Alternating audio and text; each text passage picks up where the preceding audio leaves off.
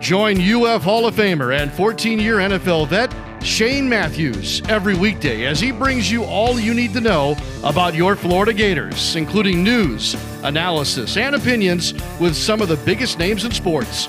Find us on Spotify, Apple Podcast, Google Podcast, or wherever you listen to your favorite podcasts, or watch us live at 8 a.m.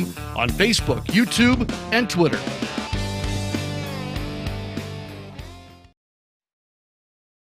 Welcome to Pod Up with Matthews in the morning, coming to you live from the Crime Prevention Security System Studios, also known as my bedroom.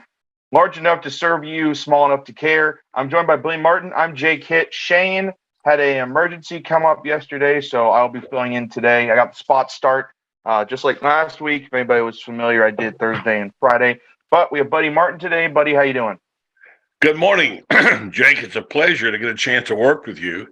And I know you've been working really hard covering stuff in Highlands County, and looking forward to the next few minutes of visiting with you about what's going on in this crazy, crazy world. Yesterday was really kind of a nutso day, wasn't it? Yeah, you know, the big thing being Brenton Cox Jr. Being dismissed from the team kind of came as a surprise. It happened on Sunday. Billy Napier confirmed it on Monday at his press conference. They lose a big-time edge rusher. He had on the season 35 total tackles, 8 tackles for loss, 2 sacks, 1 pass defended, and earned co-SEC Defensive Lineman of the Week, his first time ever for his game against Utah. So obviously kind of a big blow for the Gator defense, but seems like something that had to happen. Well, you know, we don't know what happens in the locker room, and you hate to report on rumors. Our story last night on my show and today was there were obviously issues with Brenton during the year. And talking to Shane last night on my show, he said he likewise had heard those stories. But you don't want to trash somebody because you don't really know what happened. And the unfortunate thing is, Jake, and you're a journalist and you know this, coaches aren't going to talk about it. They'll just go so far, right? They pull the shade. And I said last night, I get that. I understand you want to protect your team. Billy's trying to build a team right now. But there comes a point where you have to make a decision. How much do you tell? And what are you willing to share? And it's a tough call because if you look like you're hiding or protecting something without good reason, fans and media will kind of turn on you a little bit. But, I think Billy is a classy guy and he's done it the right way. I don't know the story, but when you're in that seat, and when you get up there and do those press conferences, you kind of got to be willing to take the bullets. And I hate to use a gun reference. That's basically what it is. And if nothing else, I'm old. I've seen a lot of Florida coaches over the years, and I can tell you the ones that tried to cover up and hide and were unresponsive, eventually it got to them. The one guy, as I said last night, who survived it was Steve Spurrier. Had the ability to get his message out, say what he wanted to say, and whatever. And he didn't mince words. Whenever someone would get kicked off, he would say most of the time what it was for. But Billy runs a different operation. The question is, and Fran said last night, he's young, he'll learn, maybe he'll find a way to bridge that gap. But it's tough. And it's tough right now when you lost 2 in a row and you're 4-4 and you're going out to Texas and could lose another one. And people are harping at you, picking at you, and your quarterback's inconsistent and what have you. You just gotten beat by Georgia, although I thought there was some redemption in some of that. So it's a tough go, and we'll see what happened. And out of that thing came a lot of other stuff, including a media flap. But anyway, I digress. We'll talk about whatever you want to talk about. It's your show. And it's going to be a tough couple of weeks coming up, and Billy Napier is going to need fan support. Yeah, Napier didn't really mention a reason, like he said, only said that it was kind of a cumulative thing. So obviously something had been building for a little bit of time, and something happened during the Georgia game that didn't sit well with him, or something that happened after. It was weird, though, because the players didn't know about it before we did. So they were, it was kind of like with the Mullen firing, right? It was, they had heard about it before it was ever even announced, or Billy even confirmed it or told them that Brenton wouldn't be on the team anymore. But, we've seen this happen before. First-year coach during the year, getting rid of a very talented player. Kind of reminds you of Will Muschamp dismissing Janoris Jenkins in his first year, knowing how talented Janoris was. So the media talked to Osiris Torrance and Jaden Hill, who both conveyed that it really sent a message to the team. So obviously something that will probably stick with these guys. And you mentioned them going on this road trip now, and they're at a kind of crossroads in their season, right? Like you said, this could either be a helpful thing or it could hurt them really bad. And if they go out and lose to A&M, it might just pile on to, what's been kind of, been a really hard stretch for them. Absolutely. And this is where you find out who you are and who your team is. Now, as they go forward, they've got obviously other guys they got to have to play. And we'll see how that turns out. But, you never want to lose players that can contribute. Now, we looked up his stats last night, and quite frankly, Brenton Cox's stats weren't all that impressive. But he was a starter and a former 5-star, played at Georgia, et cetera, et cetera. And so there is that. Now, what happens now is that next man up, Antoine Powell Riley Jr. and Lloyd Summerall III will share Cox's place. And I had a talk with Lloyd's father last year. We chatting about the transfer portal and stuff when Lloyd was trying to make a decision what to do. And Lloyd chose to stay. So, one person's misfortune is another man's opportunity. We'll see if those guys can step up and if this defense can stop people on third down, which is the big crisis they got going on right now. Exactly. You've seen Antoine Powell Ryland. He has been in the rotation. He's been consistently playing for them. So now he'll get more of a bump up in his snaps than he was already seeing. He's already seen like close to 200 snaps, I read. And then Lloyd will finally get his shot at being in a consistent part of the rotation because you didn't really see him much. And that was kind of why he was weighing his options as to whether to leave. So it'll be interesting to see how they get away with that because they're definitely, I think, smaller than Brenton. So we'll see how that works in terms of not edge rushing, but rushing defense, all that stuff. Something they kind of had trouble with against, the Georgia Bulldogs this past weekend. And fortunately for Brenton, he's declared for the NFL draft, but he already has his degree. He graduated in the summer. He's got a bachelor's in education sciences. The thing is, you mentioned the defense really struggling. I do wonder if this will affect them really all that much or affect them really badly when they've already struggled so far this season. Well, I think it's one of those situations where you have problems in the locker room. And the stories that we've heard is that Brenton's have been some problems. I don't know those stories. I'd like to share them if I had them. But this is what others are telling me. And Shane said it last night. There are reports that Shane that he's had been a problem for some people. And Billy said that he had to make a decision for the good of the team. And I understand that. Sometimes, you have to make those decisions because it hurts your team in your locker room. Evidently, that's what it was. And it wasn't just a one thing happening, although we've heard stories about the fight in the locker room. We haven't confirmed any of that. We don't know. Eventually, it will probably come out at some point in time. But Billy says it was a cumulative deal. So obviously, this has been going on a while.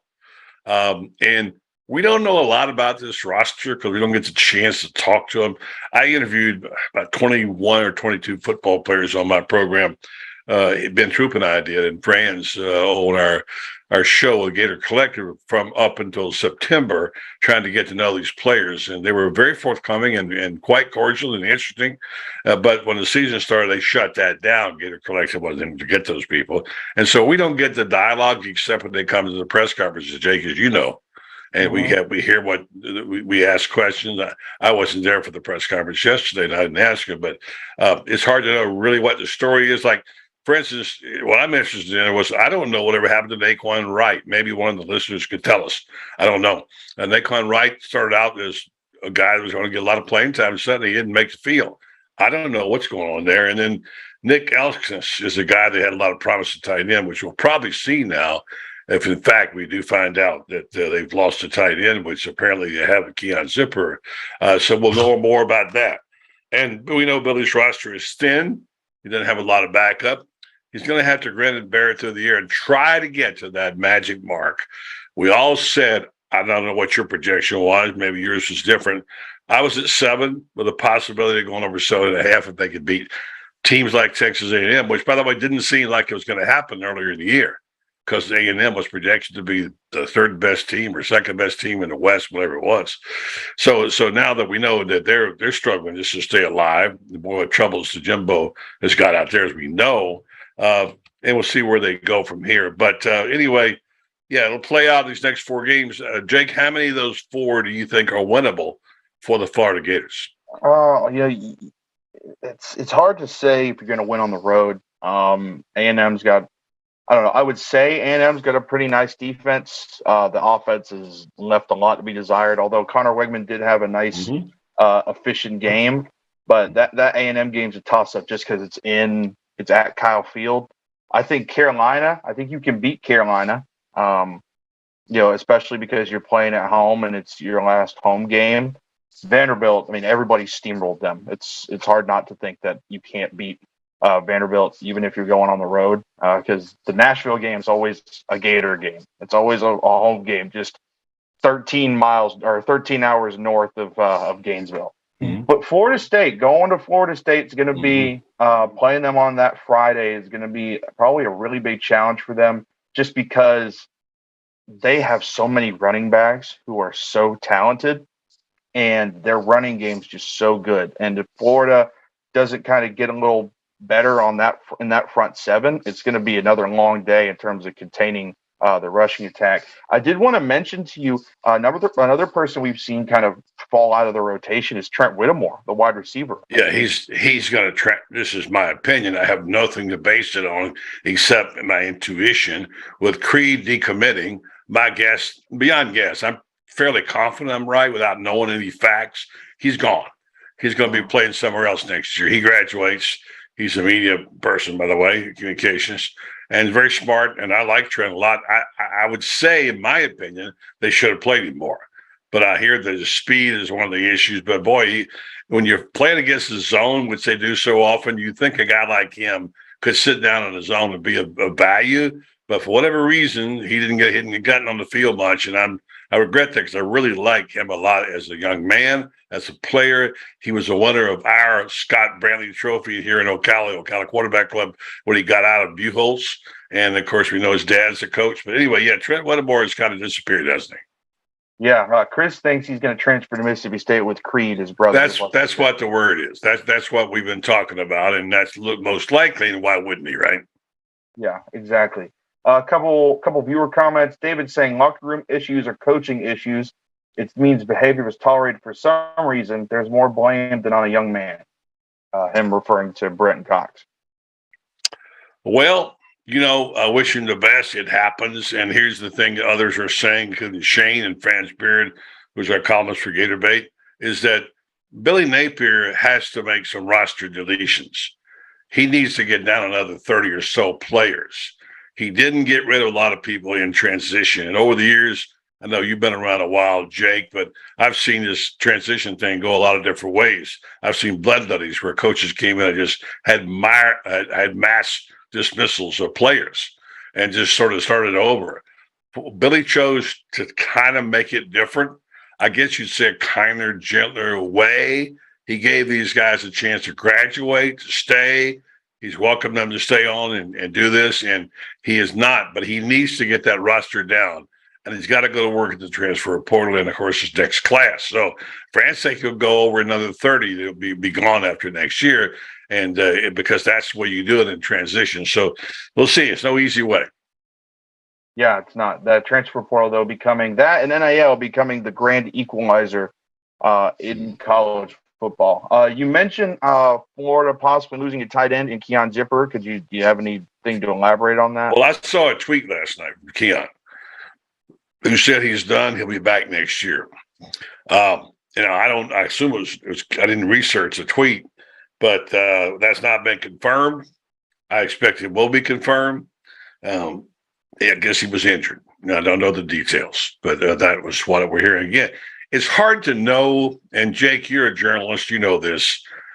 And in a lot of information that comes to us in social media is not accurate, not from reporters, just fans. And the media's role, quote unquote, media, whatever that is to people, is to get information the best way it can and audibly or whatever, and to put out what it knows or thinks is to be the best version of truth.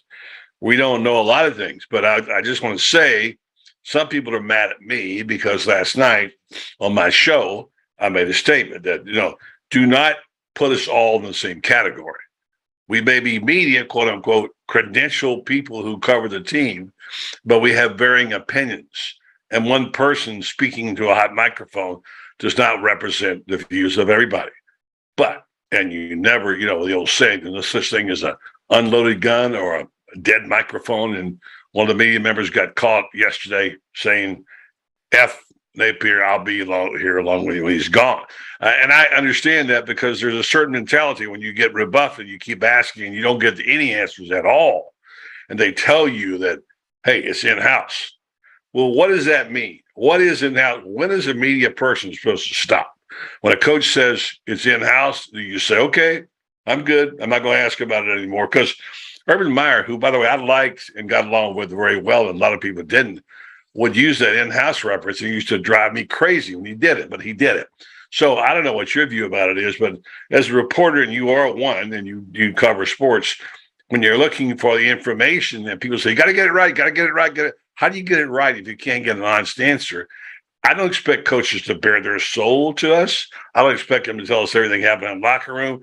But when something happens, a major story, what is it okay to say it's in-house? And what is a media person, legitimate media person, not a guy with 15 people on a Twitter account, a work credentialed media person, what did they do? What are they supposed to do? Say, okay, coach, fine, I'll let it go. Or should they say, okay, well, we're going to ask questions and continue to ask questions. And in the end, the coach, I've seen every coach here at Florida and covered them all to some degree since the 1960s. And I can tell you the coaches that were forthcoming, as much as they could be, did far better than those who tried to hide things and protect. And it's just the way it is. Eventually, you got to pay the piper. So I don't know how you feel, but there's this myth that, the Gator, that media is supposed to be fanboys and they shouldn't ask questions that the coach doesn't like. How do you feel about that? I don't know. This is a conversation I think I've heard about 7,000 times just working at the radio station at school. Mm-hmm. I mean, people have their perception of what they think the reporters should do, and the people and the reporters who go to school and learn how to do it have a perception of what they think they need to do. I will say, I mean, it's always that struggle with talking with coaches and athletes and stuff, with the people being tight-lipped, whether it be for the quote-unquote competitive advantage or just to limit distractions. There's always going to be that conflict because they have something that we want to know, right? And they're not going to tell you. So now you have to try to find a way to get that story, to be right about it. That's why they tell you to get several forms of confirmation before you even try to report something. So it's created this whole practice of operating without any official word. And you almost have to kind of catch the person before you can even report it right or get some kind of official saying on it. But, I don't know. There's a lot of people in the media pool. And I was always taught in school, every mic's hot because of working at that radio station. But, buddy, not only is there football going on, but this tonight there's the orange and blue scrimmage for Gator basketball. Are you going to try to get down to the O-Dome to go see it? I have to be on the air tonight, but France Beard will be there. He's our basketball guy. I don't know if he's excited about Todd Golden. He thinks his team is going to be fun to cover. He likes the new prospects, the new players. He likes the way Todd's approaching this game, and he says that he's having an impact on these new players, and he expects an exciting time. And of course, it would be nice, and when you have a football team that's struggling a little bit, to have something good to write about and talk about in basketball. It looks like Todd Golden might give us that. Yeah, exactly. I'll tell you about Doreen Wiebe, Coldwell Banker, MM Parish Realtor. Are you in the market to buy or sell your home? Doreen Wiebe A realtor with Coldwell Banker MM Parrish will provide you with fast, friendly, and reliable service. Call her today at 352-562-1411. Yeah, if anybody trying to go down there in the Gainesville area, it starts at 7, free admission. First 500 people will get free popcorn, which I'm always one like for free that. food. So yeah, it is your first look at how this Gator team will look, because nobody's seen anything unless they're a reporter at practice or they have somehow been allowed into the scrimmages they played against Miami and Jacksonville. So Right. you'll be able to see a little bit of what the Gators are going to do, how they're going to run, the kind of maybe some lineups. I've always wondered how different a scrimmage is for basketball than it is for football. Because football, it's the spring game, it's this big whole thing, and it's the big thing that's happening on campus. Here, it's kind of happening in the middle of the year, and I don't want. Coaches in the spring games are always trying not to tip their hand. They play kind of vanilla. They don't really go all out or make it too exotic. So I wonder what the Gator basketball team is going to do here. But if you haven't been keeping up with them, 7 new players: Alex Fudge, an LSU transfer; Will Richard, a Belmont transfer; Riley Kugel, recruit from Dr. Phillips that the Gators flipped from Mississippi State; Denzel Aberdeen, his teammate from Dr. Phillips; Alex Shemchek, he's an international player from Germany; Kyle Lofton, St. Bonaventure transfer; and then Trey Bonham from Virginia Military Institute. So a lot of new faces, a lot of new names to learn, especially Alex's name. I, for one, am excited about it. Well, I think Gator Nation is excited about it because, and look, we hadn't even talked about Mike White being at Georgia when that game's played. That's going to be interesting. I mean, we've had coaches leave before, but rarely do you have them go to your number one rival, although not necessarily in basketball, certainly in football, when you got this whole thing with coaches and players leaving. So Mike White, we wish him the best. He never seemed to connect with a lot of the fan base. I like Mike White. I like his basketball. Now, he has some issues, obviously. Looked like the program was going to go well, then slid backwards. And so I think, quite frankly, and this is the thing you have to worry about with fans, is that you can drive your coach out of here. You drive him crazy. After a while, when you bang on him, and Mike White got banged on every day, it seemed like, pretty soon you're going to say, you know what, I don't need to be here. And maybe he didn't. Maybe it's not a good atmosphere. Well, I guess the proof will be in how he does at Georgia and how Todd Golden does here. But, we always like to see change when it's the right time, and maybe this was the right time for everybody. And like I say, it might turn out to be good for both Mike White and for Todd Golden, the timing of it. Yeah. I don't know if it'll be on TV. I've been trying to find that. I don't think it is. I don't believe it is. Well, they've done some scrimmages that have been on that have been live that you can watch. Obviously, Kentucky, 7 million people are going to watch the Kentucky scrimmage. Right. Fans, outside of that state. Right. I would probably be confident in saying the only way you're going to be able to watch the scrimmage is if you're in the O'Connell Center that night or tonight for. And you don't get free popcorn unless you go. Yeah, no free popcorn for you if you're late too. You got to be there.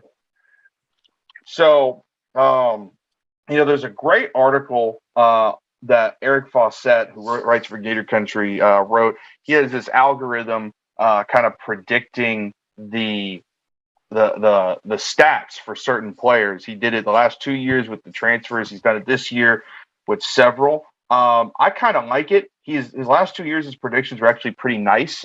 He says, though, because it was easier to plug guys in certain roles because he knew how Mike White was going to play and how their team was going to play. He kind of had to guess this year based on some understanding of how San Francisco ran their offense and how Richmond ran theirs, or not Richmond, Belmont. And he also said Florida's very deep. They got a lot of players, and they're going to rotate a lot of players. So you'll be seeing, a lot of guys get minutes. But I think one thing that I've gleaned from this, I have all of it right here, but one thing I've gleaned is that Kyle Lofton is going to be your main point guard. He actually was 10th in the NCAA in assists per game this past year. He's a great decision maker, but the best thing is he's a great perimeter defender, something that Florida would have breakdowns on defense on the perimeter at times. And then your backup would be Trey Bonham from VMI, predicted to be a solid backup guy.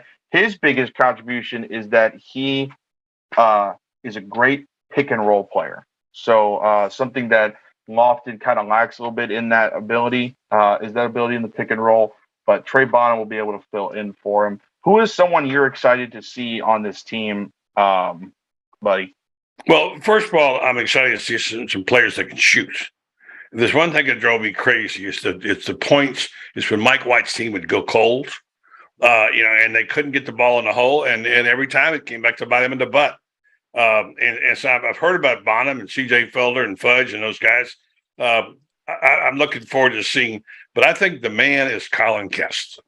Oh yeah, he's come back again now, and he is such a great shot blocker. He plays hard. He's become a bit of a scorer.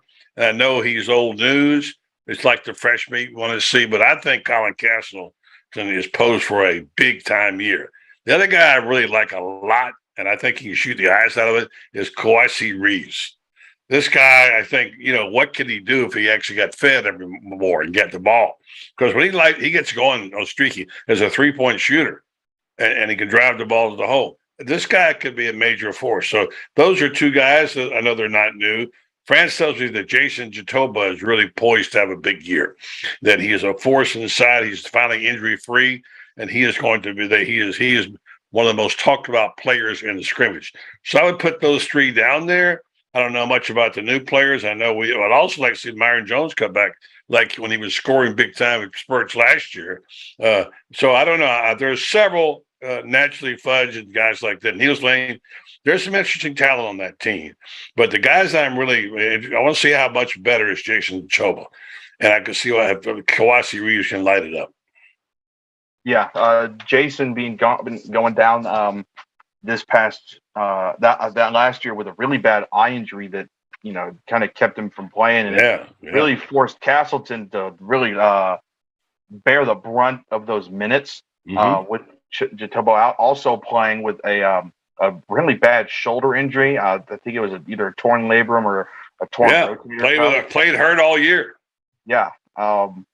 So it'll be interesting to see what happens with that, because of the fact that they have several guys who can play that position. You have Castleton, you have Jatobo, and sometimes you could even throw Felder in there if you want to go really small. Felder, I think, is probably going to benefit from a more solidified role, because last year it was just kind of, hey, Colin's tired, go in there, go.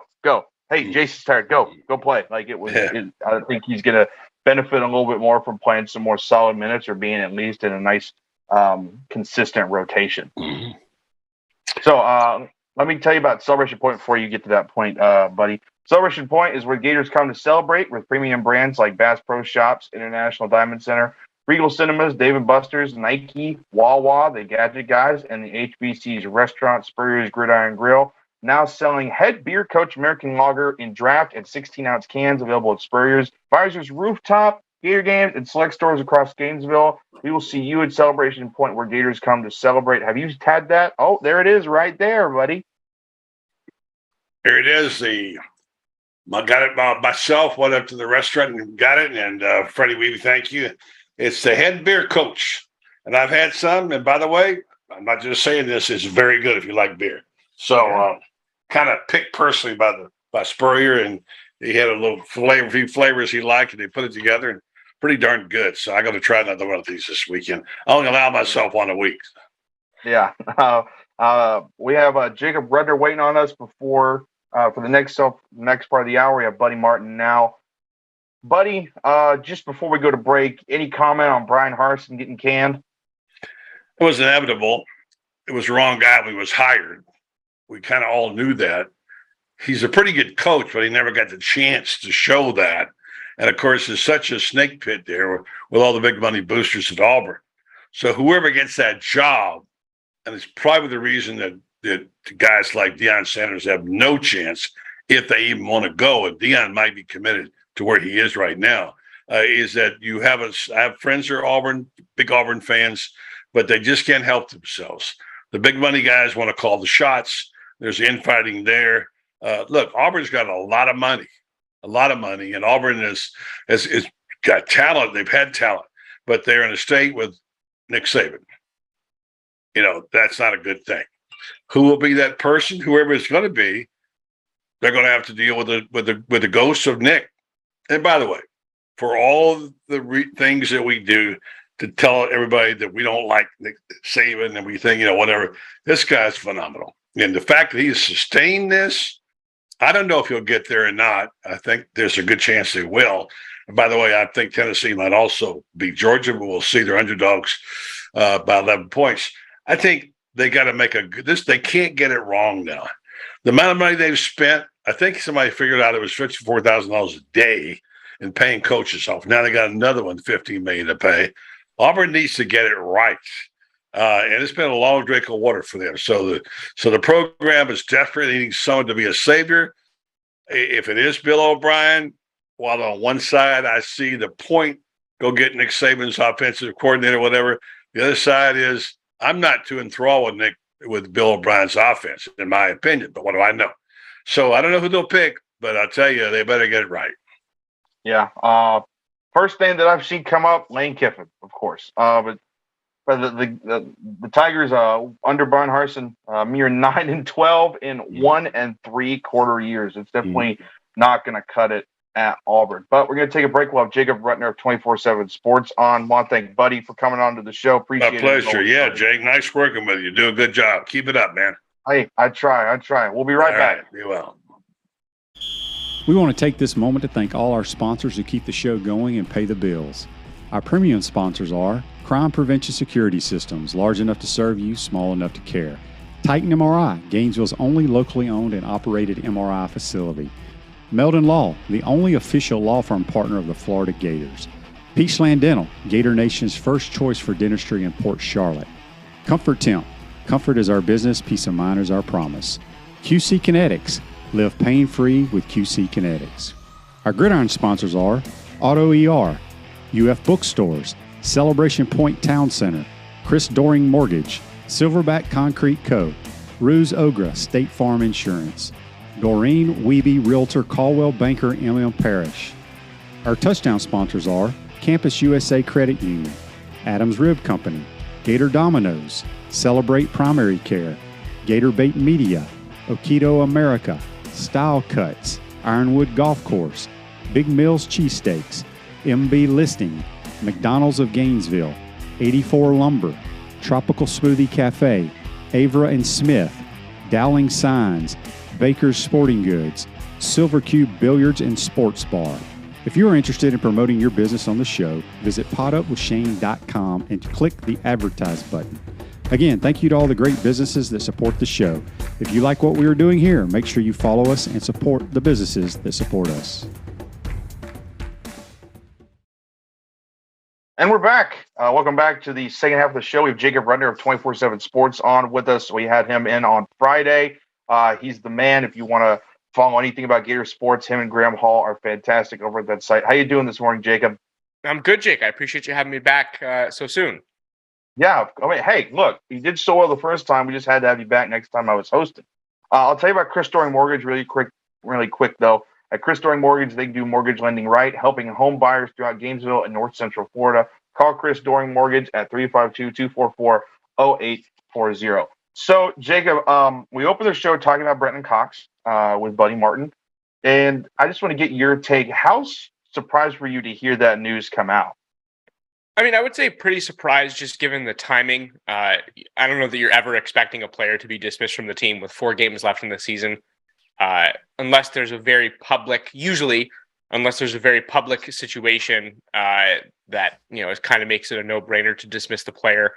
So I guess in that regard, I would say it's reasonably surprising. I think at the end of the day, though, this was just a move of Billy Napier setting the culture. I think that he took a step towards, implementing what he believes is the necessary atmosphere within his football program. And one big step that he was able to take in that direction was removing Brenton Cox from the situation. And he said yesterday that playing for Florida is a privilege, and it's a myriad of factors that combine over time that allow you to play for the Florida Gators under his direction. And I guess it sounds like Brenton Cox didn't meet those qualities. So at the end of the day, if that's what he felt he needed to do in order to put his team in the best situation moving forward, then obviously that was a good decision. Is it rare and potentially a little bit surprising? Sure, but I don't necessarily think it was a bad thing.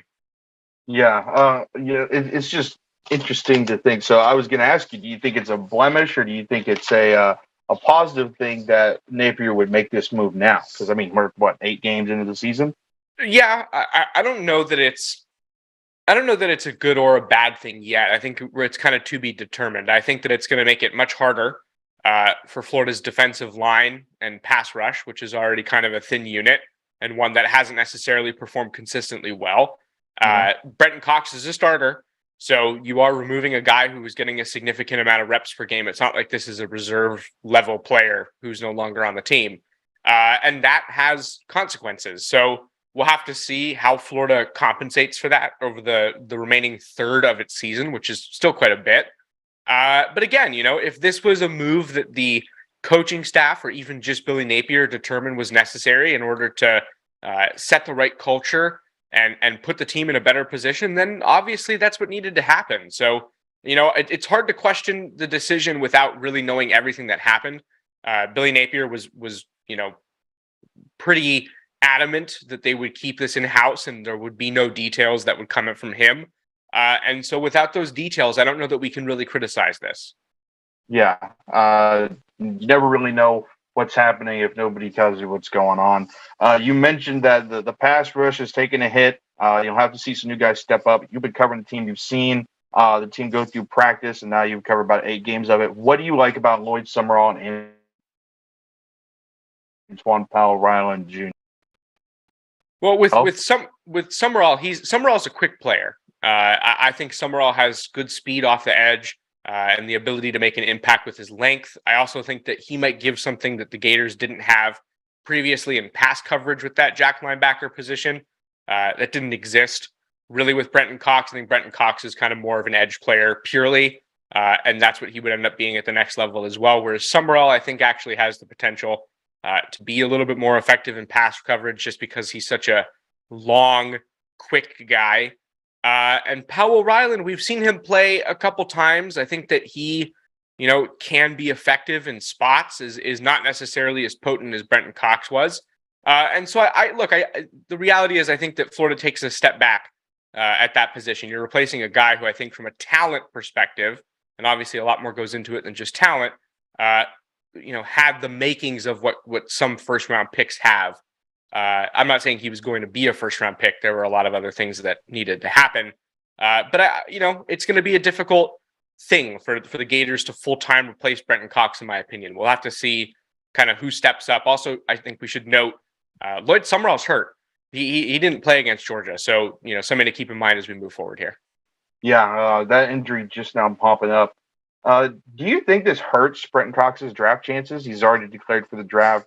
According to the Draft Network, he's number 72 overall prospect in their top 100. I do.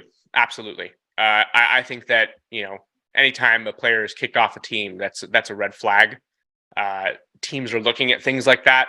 They don't want to bring in potential problems. I think that that's something that's even been highlighted in recent years. I think that the character aspect of a player's draft profile has become something that's really a focus for NFL teams. And a guy like Brenton Cox was, asked to leave Georgia due to the fact that he was kind of a guy who was prone to get into fights as a freshman in 2018. He's a guy who was removed from Florida's roster for a reason that we don't know yet for sure. But, it certainly isn't a good thing when you have to remove a player from a roster. And so teams are going to notice. I do think that this will impact him. And that's, we'll have to see how that plays out. But I certainly don't think this helps. Yeah, definitely going to be a question he's going to have to answer in those interview rooms if teams are willing to take a chance on him and look at him. Also, Jacob, you don't just cover the football team. You cover Gator basketball and a little bit Gator baseball, too. Gator basketball is coming up for its orange and blue scrimmage tonight. Are you going to be there for it? I will be there. Yeah, definitely will be there. Going to get your free popcorn then, if you weren't wondering. The first 500 people get free popcorn. Who are you excited to see tonight? This is going to sound like a cop-out answer, but I'm excited to see this team, really compete. This should be the most prepared that we've seen Florida in action in general, just with the proximity to the season starting on November 7th. We're close. College basketball is here. And so I'm excited to see this team compete at its what should be cleanest, most athletically prepared point that we've seen them throughout the preseason.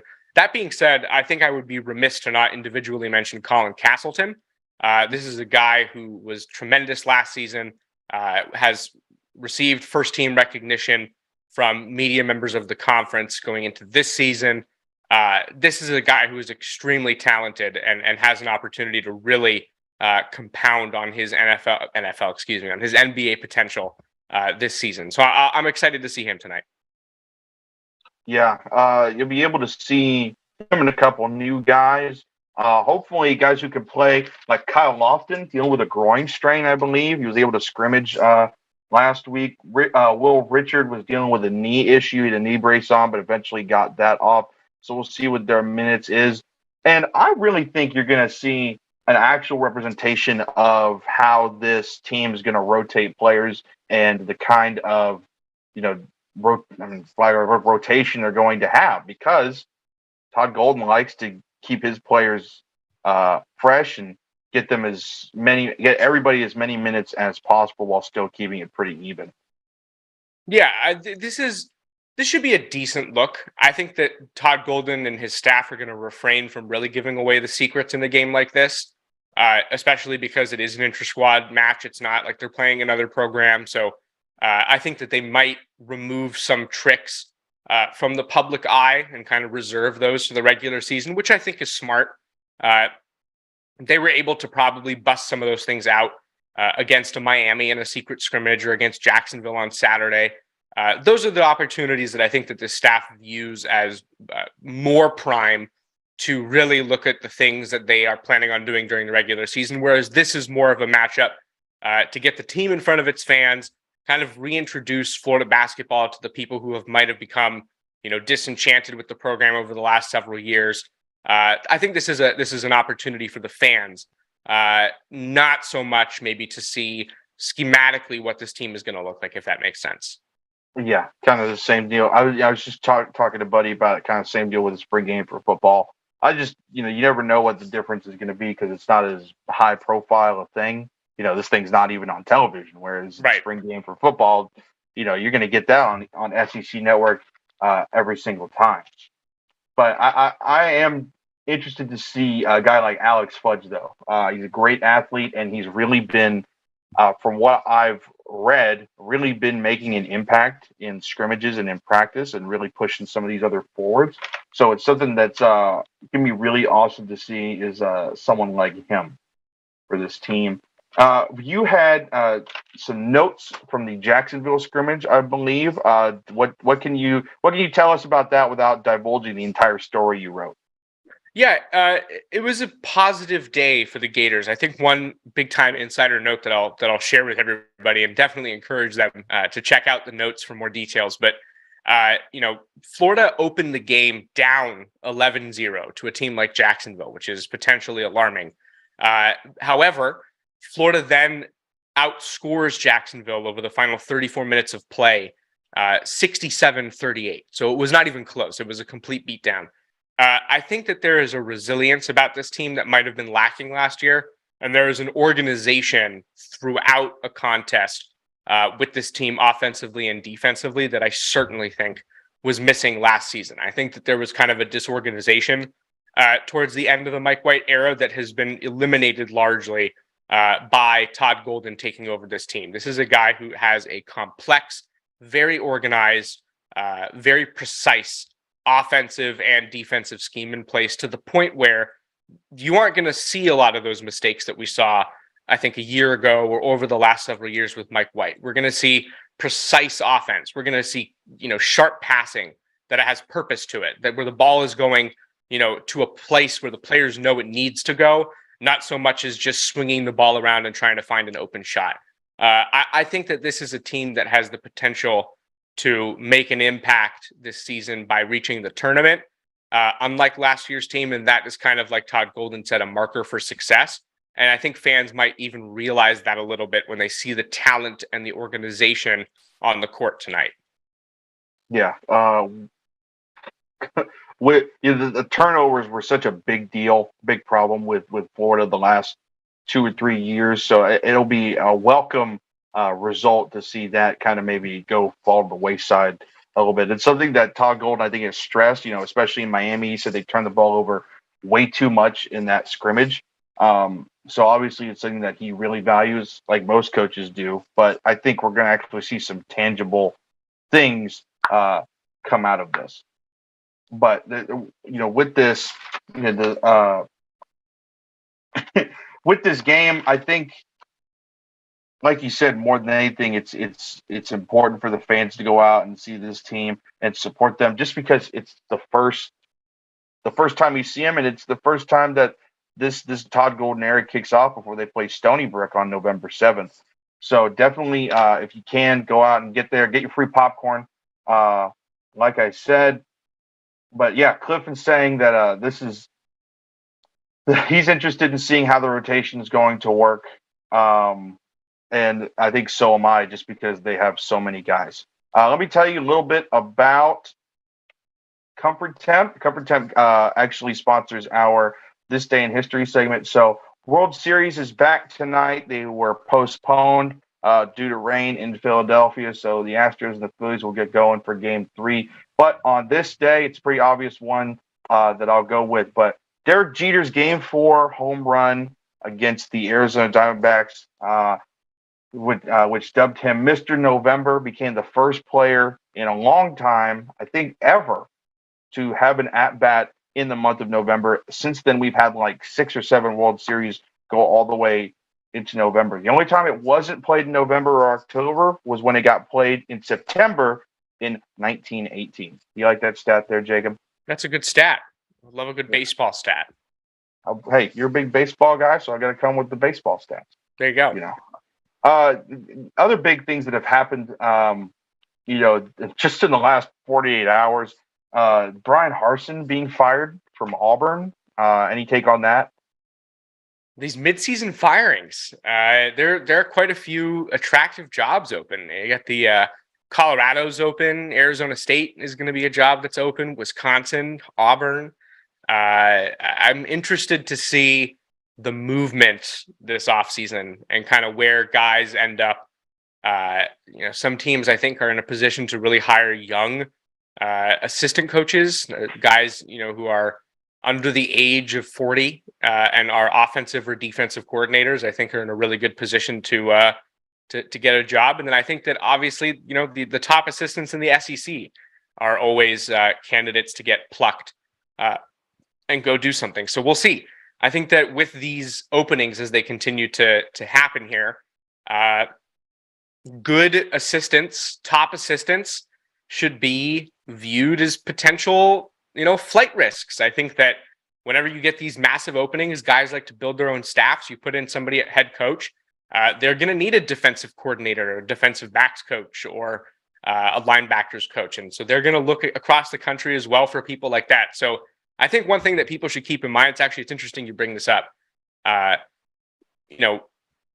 Whenever there are openings, a lot of people are like, man, I hope we don't lose our top assistant because that guy becomes the head coach.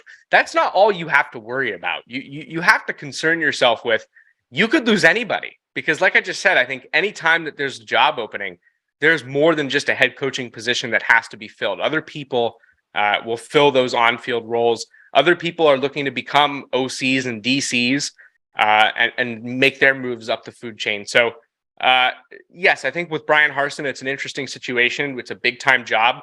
There's a history of success at Auburn.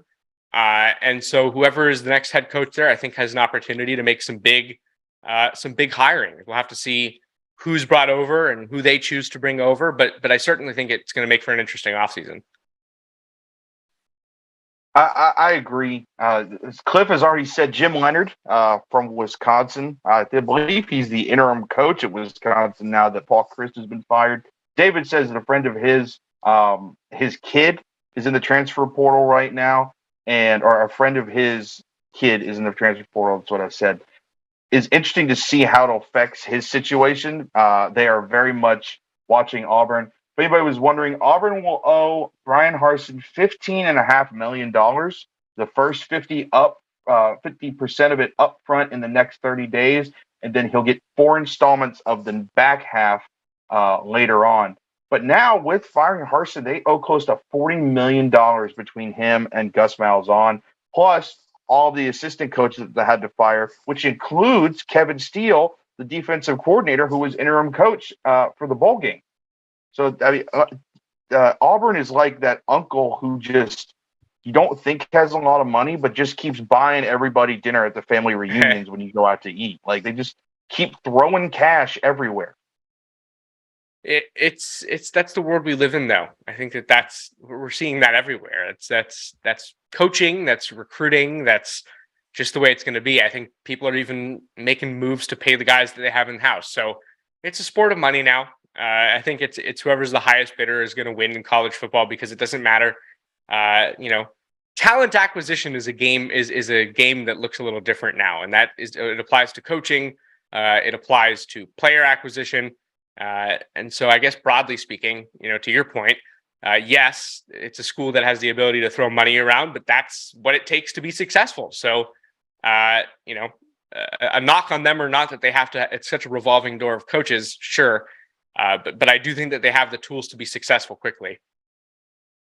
Yeah, and a nice little not stat, but storyline to come out of this. Cadillac Williams, former Auburn running back, gets to take over as the head man at his alma mater. So it's great to see at least, a guy who spent a lot of time with the Tigers, put a lot of effort, time, and blood, probably because he was a running back in the early 2000s, be rewarded by able to at least represent his alma mater in this, gigantic role. And, we'll see what happens. This is the second time we've seen a running backs coach take over for a coach that got fired. We saw Greg Knox do it for Dan Mullen recently. Well, I'll give you another one. At the team I used to cover, Arizona State, right now is in an interim situation. Herm Edwards was fired 3 games into the year, and their interim head coach is their former running backs coach, Sean Aguano. So it's the year of the interim running backs coach. Right, maybe that's the deal now. But I'll tell you the deal about Peachland Dentistry, though, Jacob. Gator Nation's #1 choice for dentistry in Port Charlotte and surrounding areas. Visit them at peachlanddental.com and join us on Friday, or join Shane and JC for Peachland Dentistry JC and the QB weekend picks. I did that recently. I think I did good. I can't remember, though. And also tell you about QC Kinetics. If you've got joint pain in your knees, shoulders, hip, or back that won't go away, you need to check out QC Kinetics for long-lasting relief, not surgery, drugs, or downtime. Schedule your free consultation at QC Kinetics with locations in Ocala and now open in Gainesville, 352-400-4550. So I mentioned the World Series earlier, Jacob. Are you going to watch that tonight? Of course. Or are you going to watch some action? Oh, it's a tough pick. Well, why not both, first of all? So we can watch both. I would also say that you have to watch the World Series. If you're a sports fan, this is like one of the biggest events of the year. You got to watch championship caliber baseball. So yes, I will be tuning in. Yeah, wrapping up here on the show, just getting a little World Series talk in here. I, for one, have determined myself to be a lifelong Philadelphia Phillies fan, mostly because I don't like the Astros too much. Okay. But that's beside the point. I was born and raised a Phillies fan, obviously. It'll be interesting to see how these teams kind of go with their pitching staffs now that they've kind of burned their top guys. But I just know that in Philly, it's going to be raucous. It's going to be crazy. I think after having the taste of that Super Bowl with the Eagles, all those years ago with Nick Foles and the run they went on, they're hungry for another championship. And with a team like the Phillies, that's just been such an underdog. I mean, they've beaten, big time teams to get to this point. I think there's no way they come out and lose Game 3, the first World Series game there in 13 years. I don't know about no way. I like this Astros team. I mean, well, let me rephrase. I think that this is a talented Astros team. I dislike the Astros as an organization. However, I think that they're in a good position. I think that this is a really strong group that Houston has. I think Dusty Baker's done an amazing job this year. I do think you bring up a good point, though. You put a game in Philly. I would say that the crowd and the atmosphere and what it means could propel a team to victory. I'm going safe, though. I'm going Astros tonight in Game 3. I don't know. I don't see this Houston team going down easy. I actually think that Houston wins this series in 5 games. Mm-hmm. Well, there you hear it first. Jacob Rudner, 24/7 Sports. Houston in 5. That'll do it for the show for us today.